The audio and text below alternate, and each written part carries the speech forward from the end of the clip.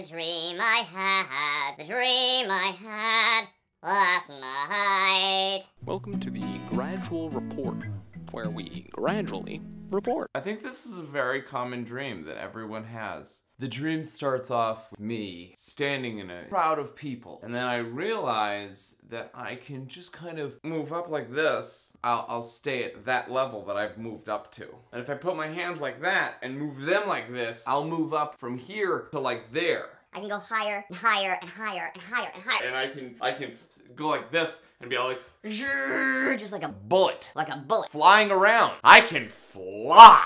While I'm flying, I run into my mom and she is like, Danny, these people in Nicaragua need your help. Okay, yeah, let's go check that out. So I shoot on over to Nicaragua. I run into the city council of this little village and they're trying to cast a play. I could act in your play. Sure, I'd be happy to help. My co-stars in the play, however, are all frogs. You know, we're acting out Romeo and Juliet and they're all a bunch of frogs and I just don't. I'm like, look, I'm not gonna kiss a frog. And they're like, you're not Romeo, you're his friend. And I'm like, what? But what is happening right now? Then they walk me into this little church where the play is gonna be and Santa Claus is there and he's just like, we're actually not in a church, we're in a whale. And I'm like, what? We're in a whale? And I open the windows to the church and find out that I'm actually in a DC-10 that's being flown by Baloo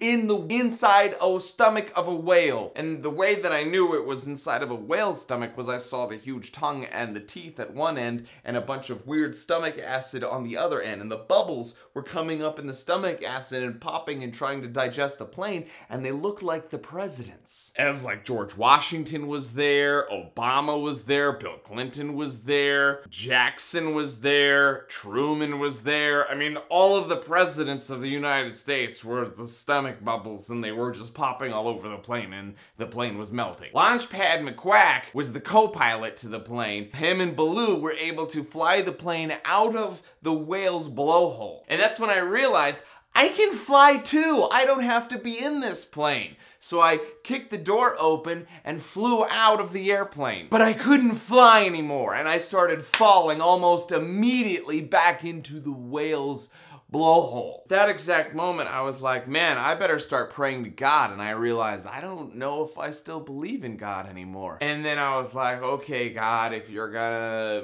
be real, now's the time. And a magical horse with wings and a unicorn grabbed me and started flying away with me, and I had this satchel of golden apples with me, and I was like, I better give these golden apples to the unicorn to say thank you. But as I was feeding the golden apples to the unicorn, they turned into beans. And I was like, what's with the beans? I can't feed beans to this unicorn. It saved my life. I was like, I know. I'll plant the beans into that soil and a beanstalk will grow and I'll get myself some golden apples from this magical beanstalk. So I planted the beans, but a beanstalk didn't grow and the unicorn got all pissed at me and I was like, dude, chill your beans. It's not my fault this shit isn't working out. The unicorn was like, I shouldn't have saved you, and just took off. And I was like standing there with this satchel of beans that then turned back into golden apples and I was like,